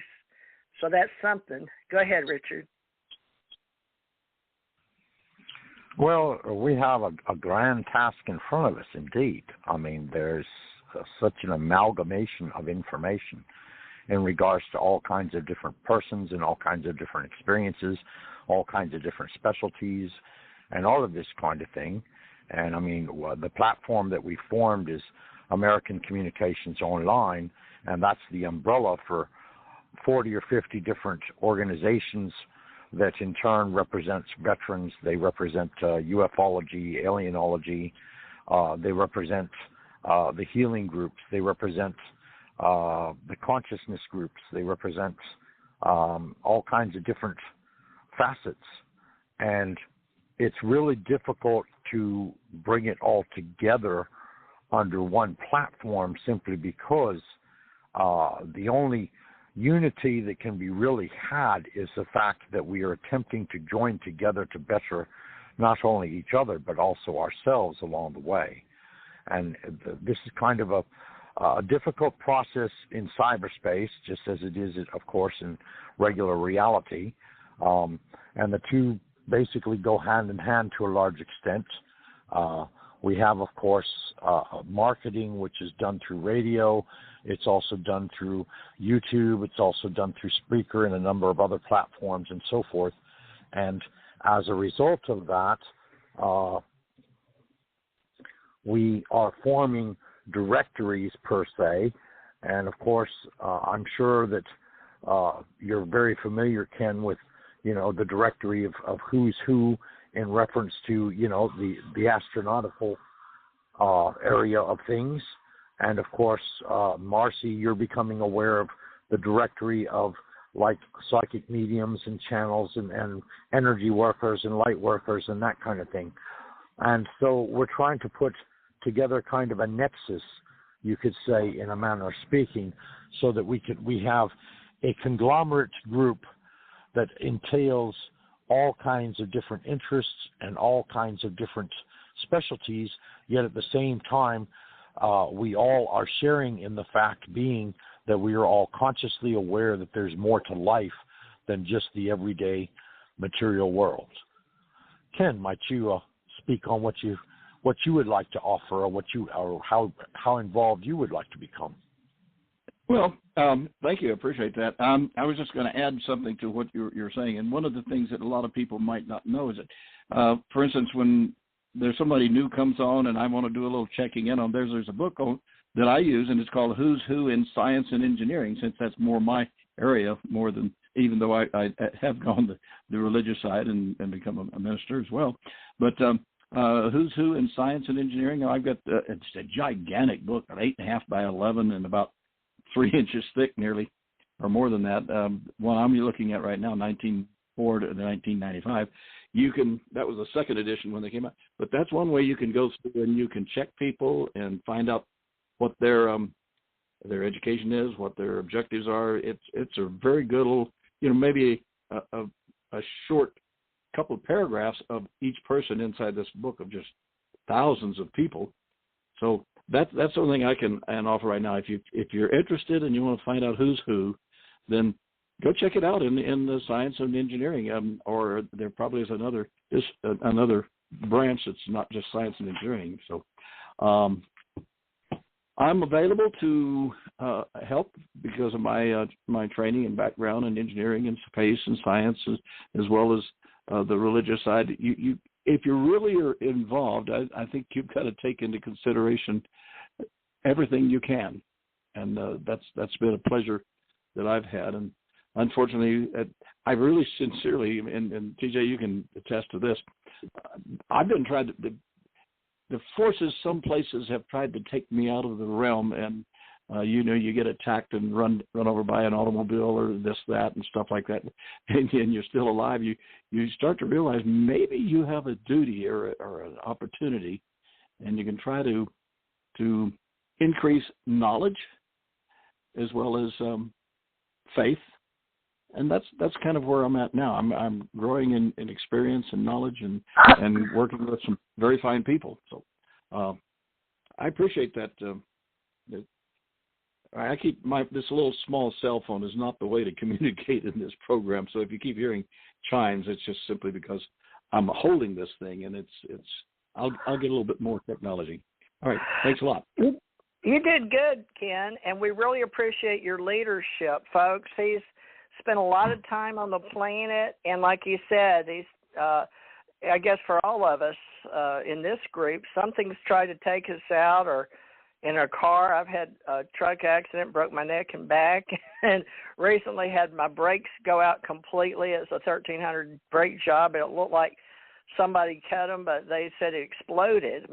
So things happen around, and you don't know if it's meant, or if it was somebody, it's like the Bob Lazar story, which we could cover a little bit, because he worked for Naval Intelligence for 6 months, and he got on. His story is believable to me because of the things I've been through, and I went in and out of Las Vegas a lot. So, we're going to help give you stories that you may or may not believe in, and, all we can do is provide it to you and let you decide whether it works with you and what you resonate with.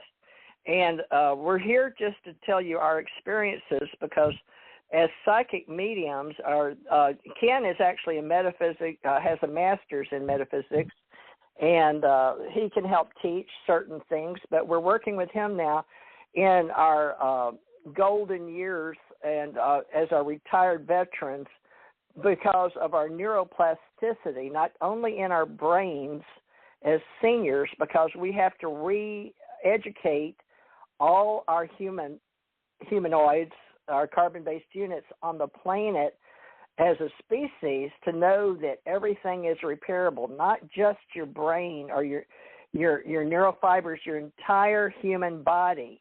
And if you can stick around and start using and be relevant and be inside cyber. You're fading away.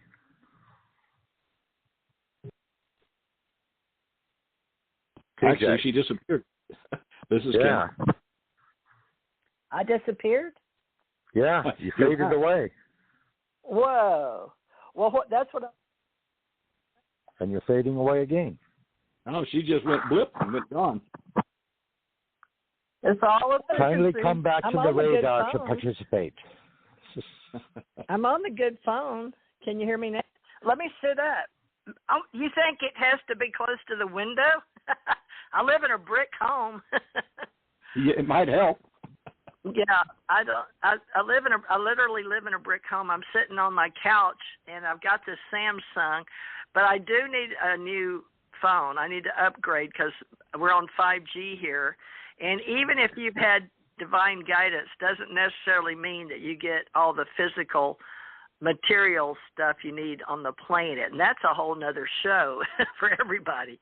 We're going to help everybody in the minimalistic level, but we definitely need to help everybody on the planet get the basics of food, clothing, shelter. And in America, it's ridiculous how these people talk about how wonderful they are with all their corporation lobbyists' money on the back. And I'm talking, yes, your leaders that are still in office, folks. How much money are they getting on the back end of what they do in politics? And I shouldn't be talking about that, but that's no, let's not go there, please. Let's not go there. That is our reality. So what we're going to do is do our best to form a corporation that is nonprofit and work as a fundraiser for us, so we don't have to worry about taking any money from our government to do what we do. So right now, like Ken said, we should have a who's who, if he's willing to help us with the list, or maybe edit or put up some ideas with everybody else that wants to assist us. And Ken, I have UAP Associates as my blog that was recommended. That's about $100. And then director at... We lost her again? Yeah, you faded out again. It's somebody on my computer. It was my computer. All right, so heliosphere and making a who's who was Ken's. Can you remember heliosphere, the vast bubble-like region of space? So you're going to be our solar ambassador. And I will work on the higher universes, because that's where the multi-universes with the quantum theory. And we have a lot of quantum science and working with the mind. I guess, Ken, is, if it's okay, Marci, apparently Richard's appointed Marci to help us. Marci, how do you feel about helping us with the psychic directory for people that may want to be in it? Can we make a list? I'm fine. I have plenty of time now. Like, the state cut back more hours, so I'm technically only working 8 hours a week. So, okay.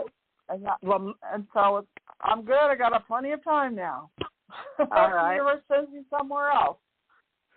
All right. Well, you may want to get with me on the domains, and we've got a pro board. I don't know if I'm going to keep it, but this is all stuff in the internet, folks, that you don't really have to know. But if you do have a business and you are an entrepreneur and you would like to work with us, you can go on YouTube right now, or you can join us. We have ACO Association.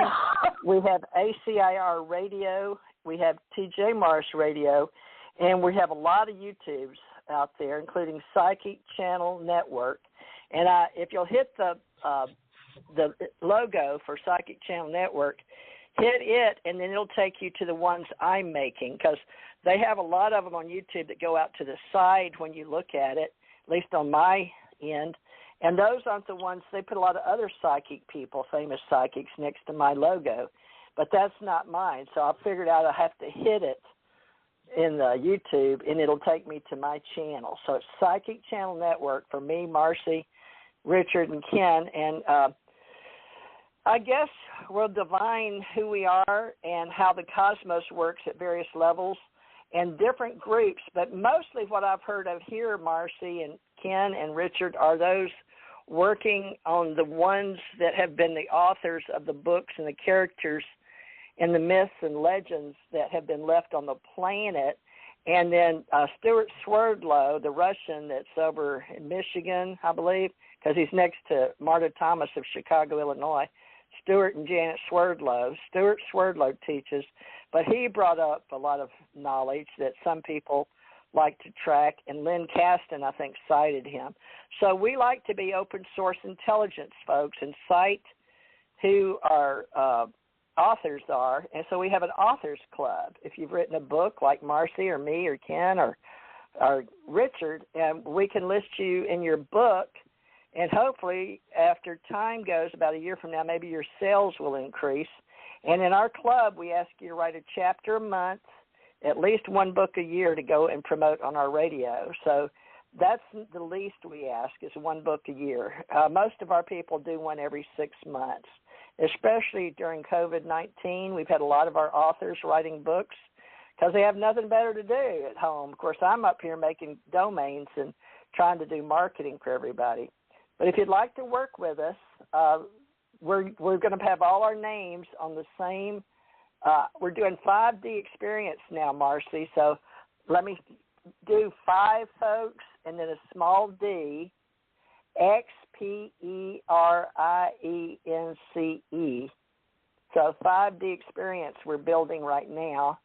For it's got my gamer worlds, but we've also got world science webinars for online. We're going to teach classes.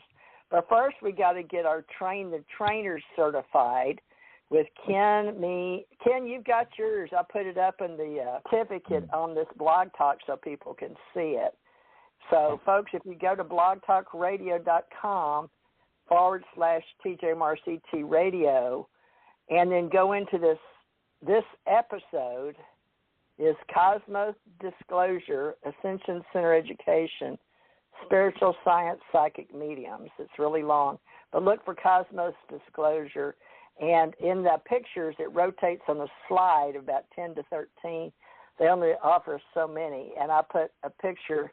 I put another girl up, but she may have forgot, or she did her show long. But we got her picture up, Ken's picture, Richard's, and mine. And Marci, I'll try to get in and put yours, but I did put your name, Marci Kusich. So we're all pastors working together, and basically we're going to have our church organization, just like Unity Church or Unitarian, any of the. But we're settling, Ken, on unconditional love and do what is right, and all things allowed by law covers it. So, and we're just really a non-denominational gathering of people in the Ascension Age. So we'll see if the paperwork comes back from Florida. So we're registered in Florida. We have a number, and we will continue to build that with everybody. And our veterans are going to help us in the UFO business. and UAP business. And the only thing is there's so many groups out there already collect videos and photos. We'll just link them to our UAP.associates. All right, Richard, it's time to sign off. We got 5 minutes if you want to rotate everybody. Anything you want to say on y'all social media free, how to get in touch with you on Facebook, everybody? Go ahead, Richard, I'll mute. Yeah, well, you can contact me, Richard Knight, on Facebook. I have a profile where it's the Archangel Michael holding a sword facing towards the ground. My regular picture is also amongst my photos. You can reach out to me on LinkedIn, and it's Richard T. Knight on LinkedIn. And then, of course, I can be contacted direct by my initials R and then T and then the last name Knight 35@gmail.com. Marci? Hi. Well, mine is Marci Kusich 2@gmail.com. My tones are on, if anyone wants to listen to them, people have gotten addicted to them. They're on my YouTube channel under Marci Kusich or Cosmic Cosmos. My book is on Amazon under Marci Kusich. Anybody can LinkedIn me, or Facebook me. And Ken, I would love it if you and I could connect. You know, you could probably give a lot to a lot of the people that I'm on my Facebook. So, many different ways to contact me. Ken, over to you. Yeah, I was going to jump right on in here. The easiest way would be for me to give you my the email address, and that would be Mars1, all spelled together, MARSONE, astronaut, ASTRONAUT, @gmail.com. So that is one way you can contact me direct and personally. And I wanted to say that one of the things I put out there was Ken's Moon, and it's been published, and the subtitle is The Smoking Gun That Revealed the Dark Mission of NASA. And I got in a lot of trouble with publishing some of the things that I knew and was involved in. And those who speak Spanish only, that book is in Spanish also. It's La Luna de Ken. So my objective, and I'm sure it's all the same, is that we just want to get the facts and the truth and work with people and help us all to be prepared to grow with a little more wisdom. That'd be better than just going haywire and we could get into a long discussion about how people mess up their lives. But anyway, so check out Ken's Moon and see if that doesn't help you, and then I'll work with all of us on putting out our own Who's Who science and we'll come up with the right diet. TJ's the best one in that, so I'm going to leave it up to her.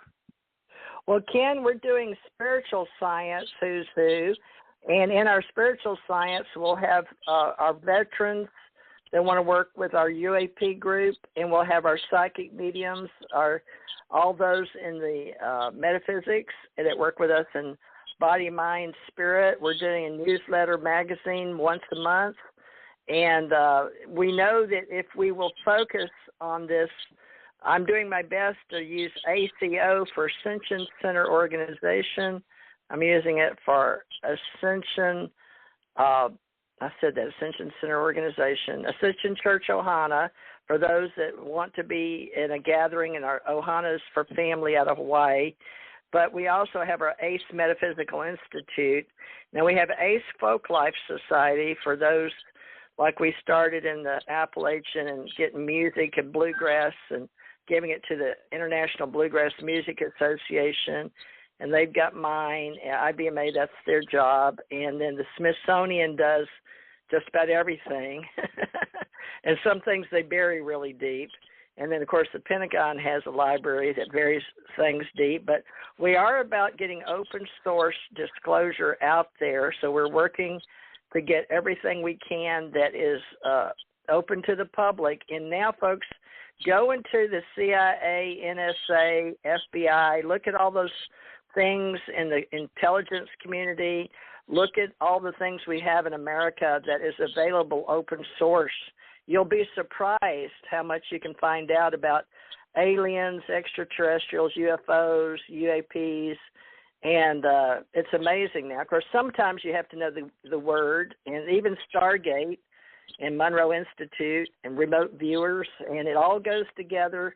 Plus, now our life after life, death and dying, or there is no death. And now, if you will, look up Project Blue Book on the internet, and then look for the movie. Those people did their best to read books, or if there was any films available in Hollywood for them to study the characters.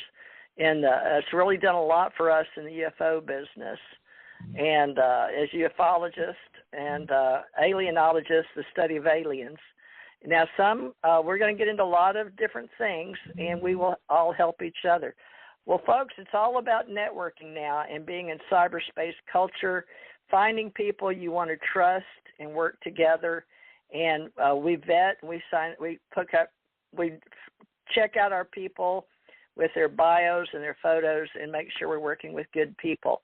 So if you couldn't make it this time and you want to be on a show, let any of us know. And on social media, I am Theresa Morris, Theresa Morris on Facebook.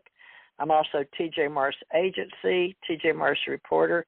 And we do have an ACO club set up, and TJ Morris ET Radio on Facebook. And I've got so many groups, including light workers and truth seekers. I've got Star Trekkers and Star Warriors, if you want to be in those. And we also have Fandom Wiki now. So anybody that wants to help me with fandom for ACO, we have our ACO club, all right, and we have Ascension Age. We're literally writing the future here in space, our own Fandom Wiki for when we have our Cosmos Expo together. Our Ascension Age will have their own annual meeting with all the people, the vendors, the book sellers, the crystal sellers, tarot readers, and speakers, and it's going to be a lot of fun. But here in 21, get ready for our Who's Who book. So, Ken, we'll try to start that. Me and Marci will try to get with you and start getting some people here and working together. So thank you, Richard. So it's Pastor Richard T. Knight and Pastor Ralph Kennedy Johnston Sr., Pastor Kusich, which is Marcikossich. Is that true, Marci? Yeah, that's where it goes. And my Facebook also says Marcia Ann McLean, so there's two different Facebook groups or something. Either one, if anybody wants to contact me, it's all great. You know, Marci McLean, McLane. Yeah, Marcia Ann McLean. That's when I was working on Psychic Powers Network. For some reason, they put that on my Facebook. Or Marci Kusich, which goes into a group. So either one, it's all good. Well, you say it so fast that I don't know if people catch it. So that's why I spelled it. McLean or Marci Kusich, Marcikossich. All right, and Richard Knight with a K. That's Knight, like Knights of the Round Table. And Ken, if you and Marci and Richard want to do this again Wednesday, I guess Wednesday we can do more readings. But that's usually what people want, is us to do questions and answers and helping them sort out their lives. But, folks, we're life coaches and we're business consultants and entrepreneurs as well as pastors on Sunday. So we will help you with your life to get you from point A to point B. And right now we're working on Who's Who. Love and light, everybody. I guess we're going to get out of here. Thank you, everybody. We'll see you Wednesday, if that's okay with everybody. Thank you. Good show, everybody. Thank you so much. Yeah, thank you, everybody. Glad I got to come on Sunday. Bye. Me too, Marci. I hope you can come Wednesday. Thank you, Ken. I come Wednesday. I got nothing else to do. Okay. Have a good evening. Thank you, Richard.